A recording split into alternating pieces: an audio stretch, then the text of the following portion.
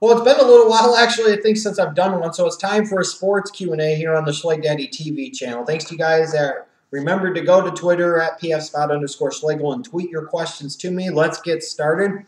Alex Shirley 10 kicks us off by asking, Mariota to the Titans, is that a good fit? No, I really don't think so. I know what you want. You want a young quarterback because you know Locker's not the answer. You've seen enough out of Mettenberger to think he's not the answer. And you are very fearful of your Titans going into free agency and going after somebody like a Brian Hoyer, or God forbid in the trade market, going after a certain former quarterback from Vanderbilt. Yeah, that's what you need. You need Jay Cutler. Accept it. Accept it. It's going to happen. I don't think Mariota is a good fit because I'm not sure Wisenhunt really wants to work with a young quarterback as the head coach. Furthermore, I'm not sure he's the best fit for what Wisenhunt wants to do on offense. I think Winston would be a much better fit, or maybe even Connor Cook to a lesser degree. I don't think Mariota is a great fit for the Titans at all. I really don't. Chris is nice. Do you think the Mavs are the team to beat in the West? No. I really don't. I do not. Even with the Rondo deal, I'm still not sold that they're the team to beat. Technically the Spurs are pretty much intact, and they're the defending Western Conference champions. They're the defending NBA champions. So I think until proven otherwise, I will stick with them being the team to beat in the West. Just my opinion personally. But kind of like the Rondo move for him, but I don't know how much better it really makes him, frankly. We'll see how chemistry plays out, and we'll see how they pieces fit together. It'll be interesting to see, that's for sure. I think the Mavs got themselves a little better. I'm not sure how much they got themselves better, but I don't think it makes them the team to beat at this point in time. I really don't. Based off the way they're playing right now, the Golden State Warriors, from a pure play standpoint, would look like the team to beat in the West. Bulls_Jaden. Are Wes Welker and Calvin Johnson Hall of Famers? I would point a little bit more to Johnson as opposed to Welker. I think Welker's just a very good player. I don't consider him a Hall of Famer. Whereas I've seen dominance out of Megatron. I'm not sure if Megatron has done quite enough yet to fully stamp his ticket into the Hall of Fame. Brian_Kita, I was wondering what your thoughts are on Bryce Petty and why the Bears would think about picking him up. I'm not really a huge Petty guy. I think he's very much a system quarterback. I just don't see a lot that I've liked so far. Still have a lot more to watch and rewatch and reevaluate. So I haven't formed my full opinion on him yet, but based off of what I've seen, I'm not a huge fan. So let me see here. What else? Fred, 12020. Is Odell Beckham Jr. the best rookie receiver in the NFL? I think so. I mean, there's no slide on a Watkins or an Evans or a Benjamin. But I think at this point in time, you would probably have to look at him as being just a small cut above the rest. He's been the best. When he's played, at least, he's been the best and most impactful rookie wide receiver. Actually, I think Evans would be ahead of Watkins at this point in time, as with Kelvin Benjamin. And you look at that trade now, and I believe I even referenced it back when the Bills made the move. I was like, if you were going to do that, then why didn't you just stay there and take Odell Beckham? Was it really worth giving up a first and fourth rounder next year to move up 5 spots to get Watkins? Was it really that much of a difference? And it wasn't. Now who looks better off for it? Well, the Cleveland Browns botched because they took Justin Gilbert. Imagine if they would have taken Odell Beckham Jr. Let's think about that for a second. Imagine that. Let's see here. Bulls_Jane. Do you like doubleheaders in football, and what is your opinion on them, and do you think there should be more? Too much of a good thing isn't that much of a good thing. You do like that one Saturday doubleheader. I'm okay with that, I guess. I know they do like the opening week of the year. You do the dual Monday night games, and I'm okay with that, I guess. But in terms of you're talking about double headers, if you're talking about just regular games like the early afternoon and late afternoon and then late night, that's fine with me. But in terms of the Monday night games, I like there to be one Monday night game because I think it makes it stand out more and it's more special. And I like the thought of just having one Thursday night game because that game stands out as special. If you had 2 Thursday night games or you had 2 Saturday games all the time, I don't think that helps. Let's see here. Bulls Jaden also asked, what are your opinions on Chris Conte's latest comments? If you're talking about his comments about the concussions and that it still wouldn't stop him from playing, it's kind of what I gleaned for it a little bit. Yeah, I agree with him. I don't blame him. Look at it this way.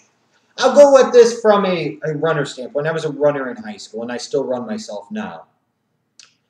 If somebody presented me with two options and said you could train hard the next 2 years, no, let's say the next 5 years, you bust your ass, you work hard, you sacrifice everything, and you had a chance to run at the Olympics.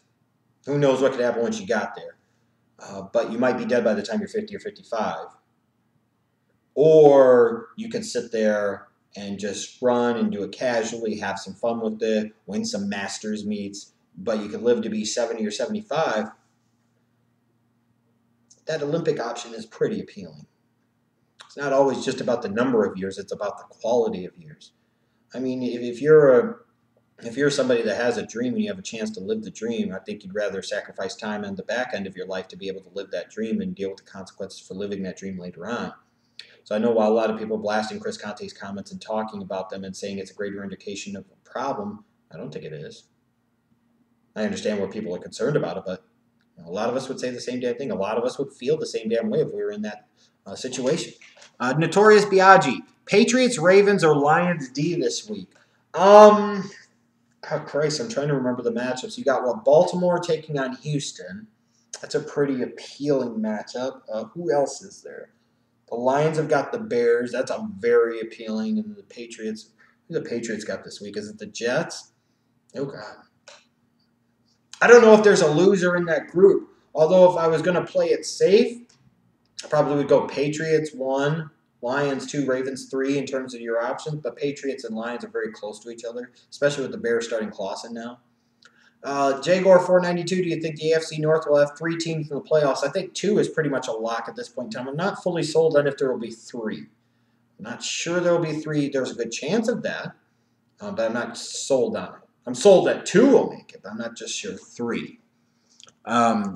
It's Johnny Russo. Should the Texans be regretting picking Clowney now that it seems they were a decent quarterback away from being in playoff contention? Oh, yeah. I thought it was ridiculous back in May when they did it. I talked about it back then. Talk about how much of a mistake it was. I mean, how much better off would they be with Teddy Bridgewater? Or even if they would have taken Clowney and then traded back up into the tail end of round 1 to get Bridgewater. I mean, even if they would have done that, or even if they sat there with the first pick of the second round and took Derek Carr, how much better off would that team be? One of those young quarterbacks would have been worth one more win to that organization at least. So they'd be looking at being 8-6 as opposed to 7-7. If they were 8-6, it'd be much more in the thick of things realistically than being 7-7 right now. And so yes, it's not just the picking of Clowney that was bad, even though I think Mack was the better player for the 3-4. It's the fact that they didn't take a quarterback until the 4th round. That's where it really makes that Clowney pick look that much worse. Because Clowney was a sort of a luxury, whereas a quarterback was a real need. And now you see where the luxury didn't impact the defense that much one way or another, and they still have that huge need. I mean, that's what I'm saying. Casey Morris, Duke THS asks, who is the AFC equivalent of the Bears in your eyes overall? You probably want me to say the Bills, don't you? You could say the Bills. You know, the Bears have made the playoffs a few times since 1999, and the Bills have not. The Houston Texans, in a lot of ways, would fit into that mold. So those would be a couple teams out of the AFC that I could think of. Let's see here. I am doofy. When Mayo is healthy and Hightower and Collins, can the Patriots have one of the better linebacking groups in the NFL? Oh, sure. With all 3 of those guys, Mayo, Hightower, Collins, yes, that would be one of the better groups in the NFL. Pisnick64, do you think Blake Sims will be high in the draft, and how do you rate him as a quarterback? I don't know how I rate him yet, but no, I don't know that he'll be that high in the draft. In due time, you'll find out what I think of Blake Sims and every other prospect, quarterback and otherwise, in the 2015 NFL Draft in the months to come, so stay tuned for that. Kevin McAllister, any hope that Emery is fired and takes Cutler Trestman with him, or should we just hope for the sun to fall out of the sky? I think it's gotten so bad, and it's gotten to that point that it might take the McCaskey family to totally drop the gauntlet for this embarrassment. And that starts with Ted Phillips, not Emery. That starts with Phillips, and it works down. Phillips is gone. Emery's gone. Trestman's gone. Coaching staff gone. Cutler's gone. Other players gone. I mean, you can't continue to go down that path because you have to know that it's not going to get better. It is only going to get worse. So why allow that regime that made it worse to continue to make it even worse? Why not find a new regime that could potentially make that bleeding stop quicker and work your way back up from there? Keys 10 asked, were Bernie Kosar's remarks about the Browns organization right, or was he off base? You know, honestly, I'm not even really sure what you're talking about. Maybe I just missed him. Maybe I should look for him. Yeah, I'm not really sure at this point. I don't remember seeing him. Maybe I'm just drawing a blank right now. Let's see here. Fulia Georgian 1. Should the Bears trade Marshall and everybody they can and just keep Fuller and Forte and rebuild through the draft? Yeah, they have to see whatever commodities they have because they need draft pick currency and they need a lot of it for several years. And this is an organization. Another problem with them, with Angelo and Emery in recent years, is they've traded away draft picks kind of recklessly for players. You look at Marshall, you know, he's on the wrong side of 30 now. There's going to be a regression at some point in time. Maybe you can get some value out of him now since he's largely behaved off the field the past couple of years and he's produced on the field for the most part the past couple of years. But you've also seen that his body's starting to break down a little bit. Could it be a worsening problem as years go along?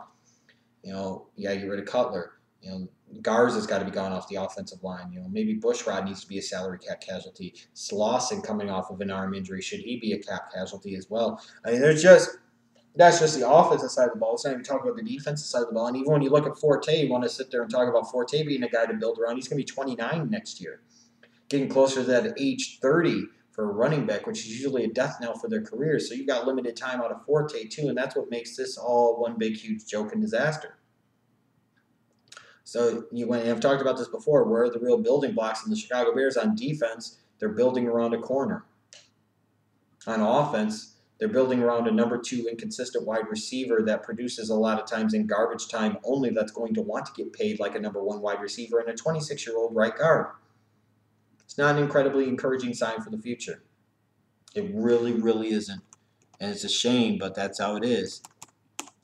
Let's see here. The Owens asked, Aaron Rodgers did me dirty last week. Should I trade him for a QB with a lighter schedule? Aaron Rodgers is playing Tampa this week, I believe. So you'd probably be stupid to trade him. If you actually made it to your championship game with Aaron Rodgers quarterbacking you, and consider yourself lucky and don't overthink it. Don't overthink it. Just do not overthink it.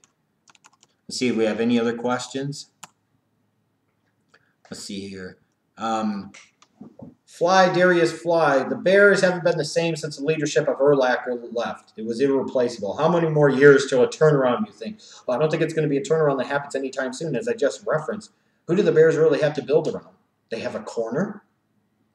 And on offense, they have an inconsistent number 2 wide receiver that largely produces in garbage time that will want to get paid like a number 1 wide receiver, and a 26-year-old right guard. And that's what they have.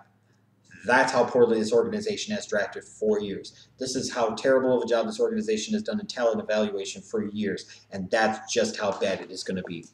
There's no quarterback in place for the long term. There's a lack of young talent on the offensive line for the long term. There's a lack of young skill players because Forte himself is going to be 29 next year. There's a lack of youth and especially talent on the defensive side of the ball at all levels.